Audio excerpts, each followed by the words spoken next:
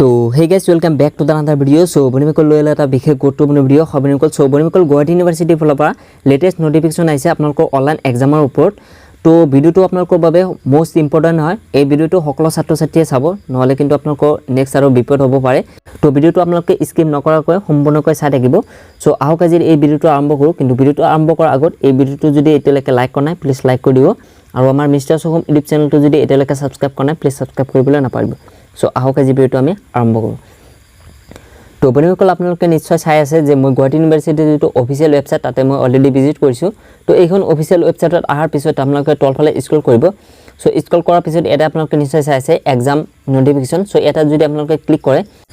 তো ক্লিক কৰাৰ পিছত এটা আপোনালোকে তিনিটা লেটেষ্ট নোটিফিকেশন পাব। সো ইয়াতে প্ৰথম যেটো দি আছে হেতু হল আপোনালোকৰ ফাৰ্স্ট সেমিস্টাৰ অনলাইন এক্সামৰ ৰুটিন অল কোৰ্স আৰু নিউ কোৰ্সৰ বাবে। তো এটোলৈ নেক্সট ভিডিও পাই যাব, মানে এইটো ভিডিওৰ পিছত আপোনালোকে সেই ভিডিওটো পাই যাব কাৰ এক্সাম হ'ব বা কেতিয়াৰ পৰা কেনেকুৱা এক্সাম হ'ব সম্পূৰ্ণ পাই যাব। সো এতিয়া আমি আলোচনা কৰিম এই যেটো নোটিস। সো এইটো সো ইয়াতে দি আছে যেটো নোটিস হেতু আমি এতিয়া আলোচনা কৰিম, আৰু ইয়াৰ পিছত মানে আৰু এটা ভিডিও আহিব। ইয়াতে দি আছে 6 সেমিস্টাৰ অনলাইন এক্সামৰ যেটো সিলেবাস, সেই সিলেবাসৰ ওপৰত বা এক্সামটো কেতিয়াৰ পৰা ষ্টাৰ্ট হ'ব সকলোখিনি আমি আলোচনা কৰিম।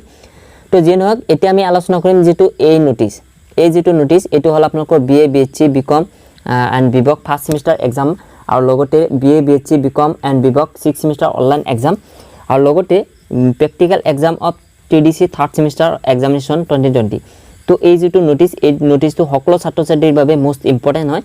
তো এটো আমি প্ৰথমে আলোচনা কৰিম, তাৰ পিছত এই বাকি সমূহ যি নোটিস আহিছে সেই সমূহ আলোচনা কৰিম। তো প্ৰথমে আপোনালোকক এটো দেখাই আছো। তো বনিমকল আপোনালোকে নিশ্চয় চাই আছে নোটিসটো মই ওপেন কৰিছো। সো ইয়াতে তিনিটা স্টেপ আছে, মানে তিনিটা নোটিস ইয়াতে একলগ কৰি এটা দিয়া আছে। সো ইয়াতে যি কথা উল্লেখ কৰিছে একদম সহজ ভাষাৰে আপোনালোকক বুজাই দিম, একদম অতি সহজে আপোনালোকে সকলোখিনি কথা গম পাব যে ইয়াতে কি কথা উল্লেখ কৰিছে বা কাৰ বাবে কি কৰিব লাগে সম্পূৰ্ণ একদম ইজিলি বুজাই দিম। তো ভিডিওটো স্কিপ নকৰিব, নহলে কিন্তু আপোনালোকে বিপদ হ'ব। যদি স্কিপ কৰি চাই বা কাটি চাই তেতিয়ালৈ কিন্তু আপোনালোকৰ পিছত আৰু প্ৰবলেম হ'ব পাৰে। সো এতিয়া আপোনালোকে ভিডিওটো সম্পূৰ্ণকৈ চাই থাকিব এফালৰ পৰা হেকলৈকে। তো প্ৰথমে যেটো দিয়া আছে ইয়াতে দিয়া আছে this is for information of all concern that the TDC BA BSc BCom and BVoc first semester examination 2020 will be held from 9th of August 2021. Students of first semester 2020 regular batch only who have not yet filled up the examination form are hereby instructed to complete the formality through geoportal.in on or before 29th of July 2021, filling which student will not be allowed to appear in the examination. তো বনিমকল ইয়াতে যি কথা উল্লেখ কৰিছে হেতু আপোনালোকে ভালদৰে শুনিব, এটো কিন্তু মোস্ট ইম্পৰ্টেন্ট হয়। সো ইয়াতে যেটো কথা উল্লেখ কৰিছে যে TDC BA BCom BSc and BVoc first semester যিসকল ছাত্ৰ ছাত্ৰী আছে, অৰ্থাৎ এইবাৰ যিসকল ছাত্ৰ ছাত্ৰী নিউ কোৰ্সৰ হয়, অৰ্থাৎ নতুনকৈ যিসকল ছাত্ৰ ছাত্ৰী ফাৰ্স্ট সেমিস্টাৰ এডমিশন লৈছিলে, তো সেইসকল ছাত্ৰ ছাত্ৰীক ইয়াতে উল্লেখ কৰি কৈছে যে আপোনালোকৰ যেটো এক্সাম হ'ব সেই এক্সামটো আপোনালোকৰ 9th of আগষ্টৰ পৰা ষ্টাৰ্ট হ'ব, অৰ্থাৎ এই আগষ্ট মাহৰ 9 তাৰিখৰ পৰা আপোনালোকৰ এক্সামটো ষ্টাৰ্ট হ'ব। আৰু লগতে আপোনালোকৰ যিসকল ছাত্ৰ ছাত্ৰী এই অনলাইন এক্সামৰ বাবে ফৰ্ম ফিলআপটো কৰা নাই, মানে যেটো ফাৰ্স্ট সেমিস্টাৰ এক্সাম সেই এক্সামৰ যদি ফৰ্ম ফিলআপটো এতিয়ালৈকে কৰা নাই তেতিয়াহলে আপোনালোকে এই ফৰ্ম ফিলআপৰ লাষ্ট ডেট হল 29 তাৰিখ, অৰ্থাৎ আজি। সো আজিৰ ভিতৰতে আপোনালোকে এই ফৰ্ম ফিলআপটো কৰিব লাগিব, আৰু এই ফৰ্ম ফিলআপ নকৰিলে কিন্তু আপোনালোকে এক্সাম দিব নোৱাৰে। তো আজি এই ফৰ্ম ফিলআপটো কৰি ল'ব, আৰু ফৰ্ম ফিলআপৰ কাৰণে আপোনালোকে জিও পোৰ্টেলত যাব লাগিব। সো ফৰ্ম ফিলআপ কেনেকৈ কৰিব লাগে হেতুটো অলৰেডি মই আগতে ভিডিও বনাই কৈ দিছো, তথাপিও এই ভিডিওটোৰ ডেসক্ৰিপচনত লিংক পাব, তাৰ পৰা আপোনালোকে চাই ল'ব পাৰিব যে এক্সাম ফৰ্ম ফিলআপ কেনেকৈ কৰে। তো টিডিসি ফাৰ্স্ট সেমিস্টাৰ যেটো এক্সাম ফৰ্মৰ লাষ্ট ডেট হেতু হল আজি। তো আজিৰ ভিতৰতে আপোনালোকে এটো কৰিব লাগিব, আৰু লগতে আপোনালোকৰ যেটো এক্সাম সেই এক্সামটো 9 আগষ্টৰ পৰা ষ্টাৰ্ট হ'ব। তো তাৰ পিছত আহিলে it is hereby informed to all concerned that the TDC BA BSc BCom and BVoc semester 6 online examination 2021 will be held from 28th of August 2021. Colleges are hereby asked to complete the internal assignment and practical classes and simultaneous evaluation as per the revised SOP for the practical paper to be uploaded in GO website. The concerned departmental functionalities of the practical subject will conduct the simultaneous evaluation of the practical component while conducting the online practical classes. The process of online examination form fill-up will start from 29th of July 2021 for 2017 and 2018 batch, for the student of 2015 and 2016 batch, and all idle is candidate. The form fill-up will start from 6th of August 2021. Students are asked to update their active mobile number in the student through gportal.in. So এই যেটো notice এই নোটিসটো এবাৰ ভালদৰে শুনিব ইয়াতে আপোনালোকৰ most important কথা উল্লেখ কৰিছে সো ইয়াতে যেটো কথা উল্লেখ কৰিছে ইয়াতে কোৱা আছে যে যিসকল ছাত্ৰ-ছাত্ৰী বিএ বিকম বিএসসি এণ্ড বিভক 6 সেমিষ্টাৰৰ হয় তো সেইসকল ছাত্ৰ-ছাত্ৰী যেটো এক্সাম 6 সেমিষ্টাৰৰ সেই 6 সেমিষ্টাৰৰ যেটো এক্সাম হেতু হ'ব আপোনালোকৰ 28 তাৰিখৰ পৰা অৰ্থাৎ আগষ্ট মাহৰ 28 তাৰিখৰ পৰা আপোনালোকৰ এক্সামটো ষ্টাৰ্ট হ'ব তো তাৰ পিছত দিফালে উল্লেখ কৰিছে যে আপোনালোকৰ যেটো প্ৰেক্টিকেল আছে বা প্ৰেক্টিকেল এক্সাম বা এছাইনমেন্ট ইন্টাৰনেল এছাইনমেন্ট তো এইসমূহ আপোনালোকৰ কলেজৰ ফালৰ পৰা মানে লোৱা হ'ব আৰু কেনেকৈ লোৱা হ'ব হেতু আপোনালোকৰ কলেজৰ ফালৰ পৰা আপোনালোকে ভালদৰে গম পাব তো ইয়াতে আপোনালোকৰ এছওপিৰ বিষয়ে উল্লেখ কৰিছে মানে আপোনালোকৰ যেটো প্ৰেক্টিকেল এক্সাম লোৱা প্ৰসেস হেতু বিষয় লৈ মানে গুৱাহাটী ইউনিভাৰ্চিটিৰ ৱেবছাইটত অলৰেডি এছওপি দিয়া আছে তো হেতু আমি পিছত আলোচনা কৰিম তো যে নহওক এটো আপোনালোকক এতে কোৱা আছে যে আপোনালোকৰ যেটো প্ৰেক্টিকেল এক্সাম হেতু আপোনালোকৰ কলেজৰ ফালৰ পৰা লোৱা হ'ব আৰু কেনেকৈ লোৱা হ'ব হেতু আপোনালোকৰ ডিপাৰ্টমেন্ট ওয়াইজ আপোনালোকৰ যি হেৰি আছে তাতে আপোনালোকে ভালদৰে গম পাব সো আপোনালোকে কন্টাক্ট কৰি ল'ব আপোনালোকৰ ডিপাৰ্টমেন্টৰ ছাৰক বা মেমক সো আপোনালোকে হেতু ভালদৰে গম পাই যাব যে কেনেকৈ কি ধৰণে প্ৰেক্টিকেলটো কৰিব লাগে তো তাৰ পিছত এফালে তলত যেটো দি আছে এটো এবাৰ আপোনালোকে ভালদৰে শুনিব সো ইয়াতে এৰিয়াৰ আৰু ৰেগুলাৰ দুইটা বেটছৰ কাৰণে কোৱা হৈছে তো প্ৰথমে যেটো কথা উল্লেখ কৰিছে সো ইয়াতে কোৱা আছে 2017 আৰু 2018 বেটছৰ যিসকল ছাত্ৰ-ছাত্ৰী আছে সেইসকল ছাত্ৰ-ছাত্ৰীৰ যেটো 6 সেমিষ্টাৰৰ এক্সাম সেই এক্সামৰ যেটো ফৰ্ম ফিলআপ সেই ফৰ্ম ফিলআপটো আজিৰ পৰা ষ্টাৰ্ট হ'ব অৰ্থাৎ 29 জুলাইৰ পৰা ষ্টাৰ্ট হ'ব সো এই এক্সাম ফৰ্ম ফিলআপটো কেতিয়ালৈকে থাকিব হেতু গম নাপাও কিন্তু আপোনালোকৰ আজিৰ পৰা এই এক্সামটো ফৰ্ম ফিলআপটো ষ্টাৰ্ট হ'ব সো অতি সোনকালে আপোনালোকে এই ফৰ্ম ফিলআপটো কৰি ল'ব বেছি দিন কিন্তু নাথাকে যেটো অতি সোনকালে আপোনালোকৰ এক্সামটো ষ্টাৰ্ট হ'ব মানে আপোনালোকৰ 28 তাৰিখৰ পৰা এক্সামটো ষ্টাৰ্ট হ'ব তো আপোনালোকৰ বেছি সময় নাই সো আজিৰ পৰা ষ্টাৰ্ট হ'ব সো আপোনালোকে অতি সোনকালে এই ফৰ্ম ফিলআপটো কৰি ল'ব আৰু এটো কিন্তু 2017 2018 বেটছৰ কাৰণে কোৱা হৈছে মানে যিসকল ছাত্ৰ-ছাত্ৰী 2017 বেক আছে এৰিয়াৰ হয় তো সেইসকল ছাত্ৰ-ছাত্ৰী আৰু লগতে যিসকল ছাত্ৰ-ছাত্ৰী ৰেগুলাৰ বেচ অৰ্থাৎ 18 বেটছৰ হয় তো সেইসকল ছাত্ৰ-ছাত্ৰী যেটো 6 সেমিষ্টাৰৰ এক্সাম ফৰ্ম ফিলআপ আৰু তাৰ পিছত এফালে তলত দি আছে যিসকল ছাত্ৰ-ছাত্ৰী 2015 2016 বেটছৰ আৰু লগতে যিসকল ছাত্ৰ-ছাত্ৰী আইডলত পঢ়ি আছে তো সেইসকল ছাত্ৰ-ছাত্ৰী যেটো 6 সেমিষ্টাৰৰ অনলাইন এক্সামৰ ফৰ্ম ফিলআপ সেই ফৰ্ম ফিলআপটো আপোনালোকৰ 6 আগষ্টৰ পৰা ষ্টাৰ্ট হ'ব অৰ্থাৎ এই আগষ্ট মাহৰ 6 তাৰিখৰ পৰা আপোনালোকে হেৰি এক্সাম ফৰ্ম ফিলআপটো ষ্টাৰ্ট হ'ব সো হেতু আপোনালোকে কৰি ল'ব আৰু লগতে আপোনালোকৰ এই এক্সাম ফৰ্ম ফিলআপটো কেনেকৈ কৰিব লাগে তো সেইসমূহ আপোনালোকে ভিডিও বনাই কৈ দিম কেনেকুৱা প্ৰসেছত আপোনালোকে ফৰ্ম ফিলআপ কৰিব লাগিব সম্পূৰ্ণ আপোনালোকক প্ৰেক্টিক্যালি দেখাই দিম তো নেক্সট ভিডিও বিলাকত আপোনালোকে পাই থাকিব সো যদি এতিয়ালৈকে এই চেনেলটো সাবস্ক্ৰাইব কৰা নাই সাবস্ক্ৰাইব কৰি ৰাখিব এতিয়া তো তাৰ পিছত আহিলে students are asked to update their active mobile number in student login through gportal.in so ইয়াতে কোৱা হৈছে যে আপোনালোকৰ যেটো মোবাইল নাম্বাৰ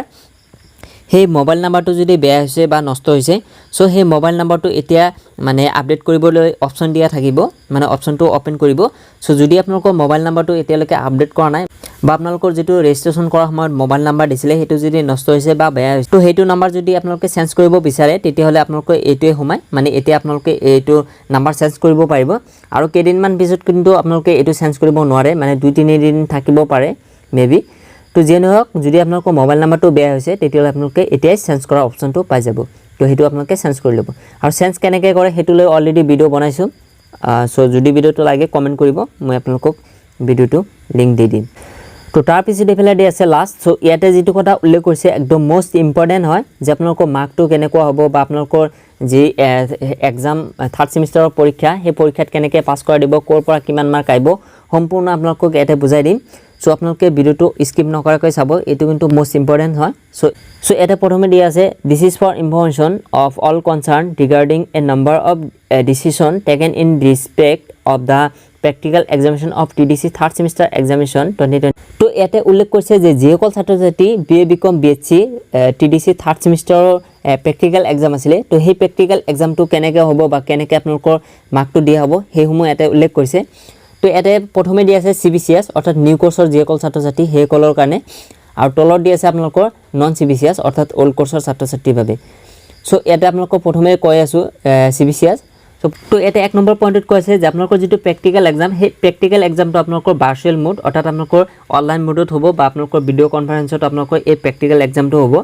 তো এইটো বিষয়লৈ আপোনালোকৰ কলেজৰ ফালৰ পৰা অৱগত কৰাব যে কেনেকৈ কি মাধ্যমত আপোনালোকৰ হেৰি প্ৰেক্টিক্যাল এক্সামটো ল'ব তো তাৰপিছত এইফালে দিয়া আছে যেটো আপোনালোকৰ এক্সামিনেশ্যনৰ মাৰ্ক সেই মাৰ্কটো কেনেকৈ পাব মানে প্ৰেক্টিকেলৰ মাৰ্ক যেটো হেতু কেনেকৈ পাব সো ইয়াতে কৈছে 8 for the laboratory notebook so 8 mark আহিব ল্যাবৰেটৰী নোটবুকৰ পৰা তাৰপিছত এইফালে দিয়া আছে 4 for the writing of theoretical component of the experiment তো এই 4 মাৰ্কটো পাব আপোনালোকে theoretical component of the experimentor ফালৰ পৰা অৰ্থাৎ আপোনালোকক কিবা লিখিবলৈ দিয়া হ'ব সো তাৰ পৰা আপোনালোকে 4 নম্বৰ পাব তাৰপিছত ইফালে দিয়া আছে 8 মাৰ্ক সো ইয়াতে দিয়া আছে 8 for viva and oral examination তো আপোনালোকক যদি কিবা হোদে মানে ভাইভা বা আপোনালোকৰ অৰেল কিবা হোদিব পাৰে সো তেনেকুৱা আপোনালোকৰ হেৰি মাৰ্ক পাব আপোনালোকে 8 মাৰ্ক সো এই টোটাল হল আপোনালোকৰ 12 মাৰ্ক সো এই 12 মাৰ্কটো আপোনালোকৰ প্ৰেক্টিকেল এক্সামৰ কাৰণে পাব তো তাৰপিছত ইফালে 2 নম্বৰ দি আছে practical examination of all paper of honour subject will be conduct on the same day তো এটা 2 নম্বৰত কৈছে যে অনাৰ্স কোৰ্সৰ যি অল প্ৰেক্টিকেল এক্সাম আছে সেই প্ৰেক্টিকেল এক্সামটো আপোনালোকৰ এটা দিনতে হ'ব মানে সেম ডেট আপোনালোকে এই প্ৰেক্টিকেল এক্সামটো লোৱা হ'ব তাৰপিছত ইফালে দি আছে 3 number project practical component of the skill enhancement course will be conduct by the college the mark allotted for the project practical component will remaining unchanged that is 50 marks specific guideline in this respect will be notification তো এটা 3 নম্বৰত কোৱা আছে যে আপোনালোকৰ যি skill enhancement course আছে বা সাবজেক্ট আছে সেই হুমৰ যি প্ৰেক্টিকেল এক্সাম বা প্ৰেক্টিকেল যি কম্পোনেন্ট সেই হুম আপোনালোকৰ কলেজৰ ফালৰ পৰা লোৱা হ'ব আৰু তাৰ যেটো মাৰ্ক থাকে মানে 50 মাৰ্ক সেই 50 মাৰ্কটো আপোনালোকৰ চেঞ্জ কৰা নহয় আপোনালোকে সেই 50 মাৰ্কৰ ফুল মাৰ্কে আপোনালোকৰ এই প্ৰেক্টিকেল এক্সামটো হ'ব আৰু ইয়াৰ বাবে যি স্পেসিফিক গাইডলাইন আছে সেই হুম আপোনালোকে অতি সোনকালে পাই যাব সো হেতু কথা এটা উল্লেখ কৰিছে তো তাৰ পিছত আহিলে 4 number the result of third semester examination 2020 will be prepared on the basis of the mark obtained by the candidate in the first and second semester examination internal assignment mark of third semester course and the assignment to be done in third semester course তো এই যেটো 4 number point এই 4 number পইণ্টটো আপোনালোকে ভালদৰে শুনিব so এটা যেটো কথা উল্লেখ কৰিছে যে আপোনালোকৰ যেটো থাৰ্ড সেমিস্টাৰৰ এক্সামৰ ৰিজাল্ট সেই ৰিজাল্টটো কেনেকৈ পাব বা কেনেকৈ আপোনালোকৰ প্ৰমোশন কৰিব বা কেনেকৈ কি কৰিব সো হেতু কথা এটা উল্লেখ কৰিছে তো ইয়াতে আপোনালোকৰ প্ৰথমে দিয়া আছে যে আপোনালোকৰ যেটো থাৰ্ড সেমিস্টাৰৰ ৰিজাল্ট সেই ৰিজাল্টটো আপোনালোকক ঘোষণা কৰিব ফাৰ্স্ট সেমিস্টাৰৰ মাৰ্ক আৰু সেকেন্ড সেমিস্টাৰৰ মাৰ্কৰ ওপৰত মানে ভিত্তি কৰি আৰু ইয়াতে ভাগ কৰি দিয়া হৈছে যে কোৰ পৰা কিমান মাৰ্ক লোৱা হ'ব তো এটা দিয়া আছে টোটাল 30 মাৰ্ক ফ্ৰম ফাৰ্স্ট সেমিস্টাৰ 15% আৰু সেকেন্ড সেমিস্টাৰ 15% অৰ্থাৎ আপোনালোকৰ যেটো ফাৰ্স্ট সেমিস্টাৰৰ এক্সাম দিছিলে সেই ফাৰ্স্ট সেমিস্টাৰৰ ৰিজাল্টৰ 15% আৰু সেকেন্ড সেমিস্টাৰৰ ৰিজাল্টৰ 15% যোগ কৰি আপোনালোকৰ এই 30% লোৱা হ'ব আৰু তাৰপিছত ইফালে তলত দি আছে 20% mark from internal assignment of third semester internal এছাইনমেন্টৰ পৰা আপোনালোকৰ 20% মাৰ্ক লোৱা হ'ব আৰু লাষ্টত দি আছে 50% মাৰ্ক ফ্ৰম এছাইনমেন্ট অৰ্থাৎ আপোনালোকৰ ঘৰত কিবা লিখিব দিব বা আপোনালোকক কিবা প্ৰেক্টিকেল কৰিব দিব সো সেই এছাইনমেন্টৰ পৰা আপোনালোকক 50 মাৰ্ক দিয়া হ'ব আৰু তাৰপিছত ইফালে তলত উল্লেখ কৰিছে যে আপোনালোকৰ যেটো এছাইনমেন্ট থাকিব সো এই এছাইনমেন্টটো আপোনালোকে দুটা কৰি বনাব লাগিব সো এই দুটা এছাইনমেন্ট আপোনালোকে কিয় বনাব লাগিব হেতু লৈ আপোনালোকৰ ইয়াতে অলপ দিয়া আছে এটা হল আপোনালোকৰ এক্সামৰ কাৰণে আৰু এটা হল প্ৰেক্টিকেল এক্সামৰ কাৰণে তো হেতু লৈ আপোনালোকে কলেজৰ ফালৰ পৰা আপোনালোকে ভালদৰে গম পাব ইয়াতে নন প্ৰেক্টিকেল থকা ছাত্ৰ ছাত্ৰী যিসকল আছে সেইসকলৰ কাৰণে ইয়াতে দুটা এছাইনমেন্ট লিখিব দিছে তো এই সম্পৰ্কে আপোনালোকৰ কলেজৰ ফালৰ পৰা ভালদৰে গম পাব অৰ্থাৎ আপোনালোকৰ যি ডিপাৰ্টমেন্ট আছে সেই ডিপাৰ্টমেন্টৰ টিচাৰক খুদিলে আপোনালোকে ভালকৈ বুজি পাব বা ভালকৈ বুজাই দিব তো হেতুলে আমি এতিয়া আলোচনা নকৰো তো তাৰ পিছত ইফালে তলত দি আছে নন সিবিসিএস অৰ্থাৎ যিসকল ছাত্ৰ ছাত্ৰী ওল্ড কোৰ্সৰ হয় তো সেইসকল ছাত্ৰ ছাত্ৰী যেটো প্ৰেক্টিকেল এক্সাম হেসমূহ কেনেকৈ লোৱাব বা কোৰ পৰা কিমান মাৰ্ক পাব হেতু ইয়াতে দিয়া আছে তো প্ৰথমে দিয়া আছে practical examination will be conduct through virtual mode only so same কথা আপোনালোকৰ ভাৰ্চুৱেল মোডত আপোনালোকৰ প্ৰেক্টিকেল এক্সাম হ'ব অৰ্থাৎ আপোনালোকৰ অনলাইন মাধ্যমত বা ভিডিও কনফাৰেন্সত তো তাৰ পিছত ইফালে দিয়া আছে 20 for the laboratory notebook so নোটবুকৰ পৰা আপোনালোকৰ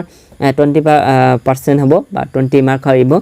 তাৰ পিছত 10 for writing and theoretical component of the experiment তো এটা 10 নম্বৰ আহিব থিওৰিটিকেল কম্পোনেন্ট অফ এক্সপেৰিমেন্টৰ ফালৰ পৰা তো তাৰ পিছত আহিলে 20 মাৰ্ক সো ইয়াতে দি আছে for viva and oral so oral and ভাইভাৰ পৰা আপোনালোকৰ হেৰি আহিব 20 মাৰ্ক সো এই হল আপোনালোকৰ 50 মাৰ্ক এইটো হল আপোনালোকৰ প্ৰেক্টিকেলৰ যেটো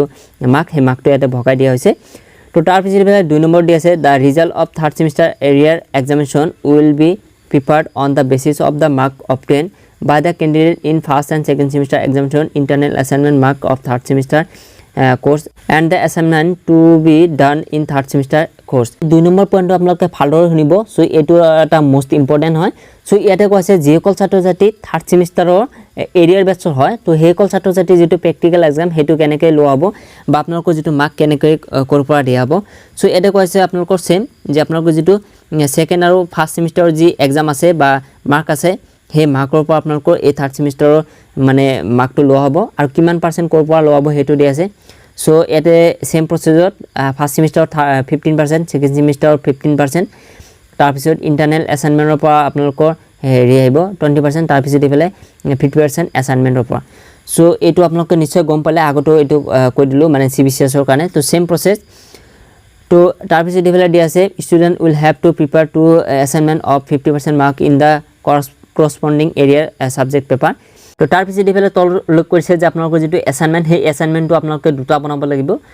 সো এটো আকৌ এবাৰ কৈ দিছো যে আপোনালোকৰ কলেজৰ যি ডিপাৰ্টমেন্ট আছে আপোনালোকৰ নিজৰ যি ডিপাৰ্টমেন্ট যি সাবজেক্টৰ যি ডিপাৰ্টমেন্ট হে সাবজেক্টৰ ডিপাৰ্টমেন্টত আপোনালোকে যোগাযোগ কৰিব তাৰ পৰা আপোনালোকে ভালদৰে বুজাই দিব যে কোনটোৰ কাৰণে কিমান মানে কোনটো হেৰি এসাইনমেন্ট লিখিব লাগে এই হুম আপোনালোকে গম পাই যাব তো বন্ধুসকল এই আছিল নোটিছখনত সো আশা কৰো আপোনালোকৰ কোনো ধৰণৰ ডাউট নাই যদি কিবা ডাউট থাকে আপোনালোকৰ কলেজৰ ডিপাৰ্টমেন্ট ছাৰক সুধিব পাৰে বা মোক কমেন্টত সুধিব পাৰে বা হোৱাটছআপত কন্টাক্ট কৰিব পাৰে বা মোক ফোন কৰি আপোনালোকে সুধিব পাৰে তো যদি ভিডিওটো ভাল লাগিছে প্লিজ লাইক কৰি দিব মিষ্টাৰ সগম ইউটিউব চেনেলত নতুন নাইলে প্লিজ সাবস্ক্ৰাইব কৰিবলৈ নাপাহৰিব সো বন্ধুসকল আজিলৈকে মানে বাই